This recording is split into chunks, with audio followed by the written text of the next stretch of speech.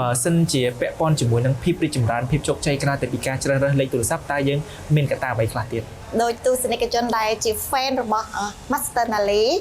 ដែលធ្លាប់ដឹងហើយថាអ្នកគ្រូតែងតែចែករំលែកនៅកត្តាធំចំនួន3យ៉ាងដែលធ្វើឲ្យមានភាពរីកចម្រើននិងជោគជ័យនោះគឺទី1កត្តាមនុស្សចាអញ្ចឹងកត្តាមនុស្សតាក់ទងទៅនឹងគេហៅថាចំណេះជំនាញភាពអត់ធ្មត់ភាពវៃឆ្លាតក្នុងការប្រកបមុខរបរឬក៏អាជីវកម្មរបស់គាត់ទី2នោះគឺកត្តារាសីកត្តារាសីមានន័យថាជាកត្តារាសីថ្ងៃខែឆ្នាំកំណើតនិងម៉ោងកើតដែលមានភ្ជាប់ពីកំណើតរបស់បុគ្គលម្នាក់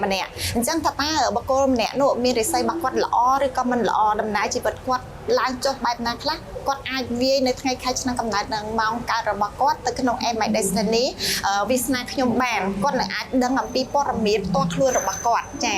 ចំណុចទី3គេហៅថាកត្តា ហ្វុងស៊ុយកត្តា ហ្វុងស៊ុយគឺជាបរិស្ថានដែលនៅជុំវិញខ្លួនយើងដែលយើងចំណាយពេលនៅលើសចាប់ពី4ម៉ោងឧទាហរណ៍ដូចជាផ្ទះចាទីកន្លែងដែលយើងប្រកបអាជីវកម្មការិយាល័យ office កន្លែងដែលយើងប្រកបការងារមុខជំនួញផ្សេងទៀតគួបផ្សំជាមួយនឹងទីតាំងនោះដើម្បីឲ្យមានភាពរីកចម្រើនគឺក្បួនតារាសាស្ត្រដែលមានទំនាក់ទំនងគេហៅថាមានទំនាក់ទំនងផែនដីជាមួយនឹងទីតាំងចាអញ្ចឹងយើងយកក្បួនតារាសាស្ត្រនោះមករៀបចំនៅទីតាំងនីមួយៗដើម្បីឲ្យកាន់តែមានភាពល្អប្រសើរនិងគេហៅថាទាញភាពជោគជ័យទាញលៀបទាញហេងចាដែលធ្វើឲ្យមានគេហៅថា